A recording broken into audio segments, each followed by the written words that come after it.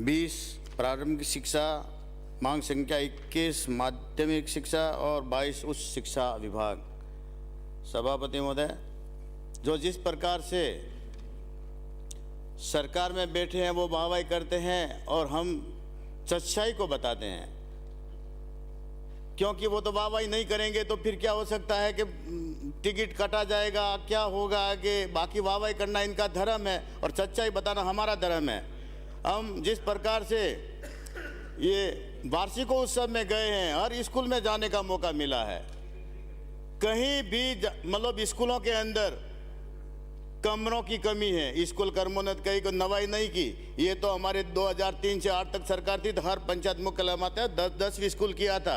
उस समय से कोई पहली बात आप नई कर्मोन्नत नहीं करते। और हर मुख्यालय पे 2013 से 18 उसमें हर 12वीं तक स्कूलें किए थे। कोई आपने नई शुरू नहीं की शिक्षा विभाग के अंदर। और जिस प्रकार से शिक्षा विभाग की दशा वो कर रखी है, जहाँ अध्यापक नहीं ग्रामीणों क्षेत्रों के अंदर, और जहाँ वहाँ बैठने की जगह नहीं। इसके अलावा क्या कर सकते हो कि हमने कि स्कूलों में किराया दिया, हमने वो दिया, ये कोई नई बात कही है क्या?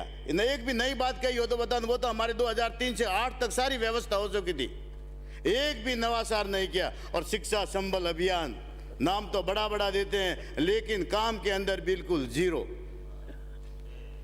रमसा के अंदर इतना बजट आता था, कभी दिया है एक पैसा भी किसी स्कूल के कमरे के लिए क्या? ये तो बता दें कि कभी हमने कमरों के बजट को भी दिया है बैठने के लिए।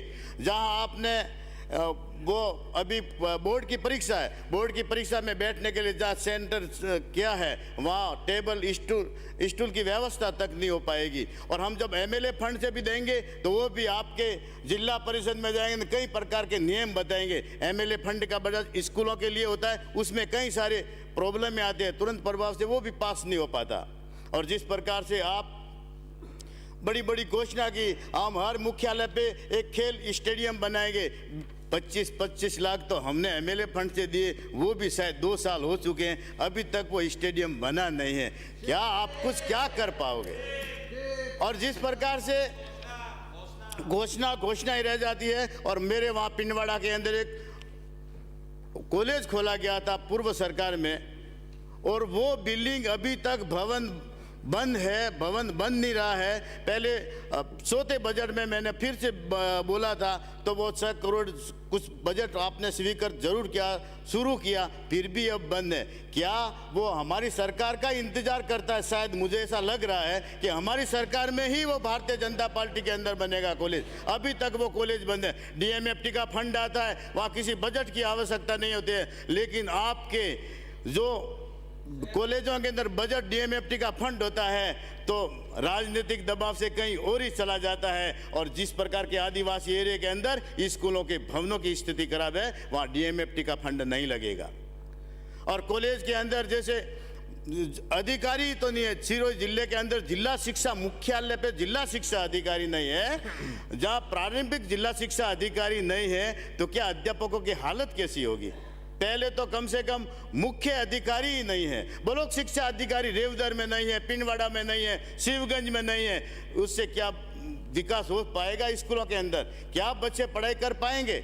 मैं सभापति महोदय आपके माध्यम से ये कहना चाहूँगा कि जिस प्रकार से ये जो हालत बना करके रखा है स्कूलों के अंदर, उसको थोड़ा सुधारा जाए। क्योंकि सरकारें आप तो वाहवाही लेने के लिए आखिर में बड़ा सड़ा करके बोलते हमने वो किया, कुछ भी नहीं किया है। और जिस प्रकार से रीट की परीक्षा के अंदर पेपर लीक था, आप कहते हैं हमने इतने नौकरियां दी, इतने वो दी, कौन सी नौकरियां, कितने पद आपने भरे गए और पेपर लीक होते?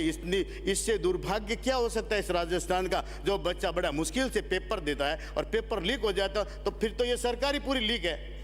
सभापति महोदय, जिस प्रकार से आप इस जनजाति क्षेत्र में, जैसे हमारे आते जनजाति क्षेत्र से एक भी माहवाड़ी नहीं खोली गई, एक भी माहवाड़ी इस सरकार के अंदर नहीं खोली गई। तो मैं जनजाति क्षेत्र से आता हूँ, जहाँ टीएचपी क्षेत्र है, वहाँ कहीं स्कूल नहीं है, 2-3 किलोमीटर बच्चे दूर जाते हैं, वहाँ एक भी जनजाति विभाग से एक नींव खूंटी की कोड़ी तक नहीं लगी। इससे दुर्भाग्य क्या हो सकता है सिरोही जिले के लिए? मैं सभापति महोदय आपके माध्यम से ये जरूर कहूँगा कि जो आप स्कूलों के अंदर वो व्यवस्था सुधारें।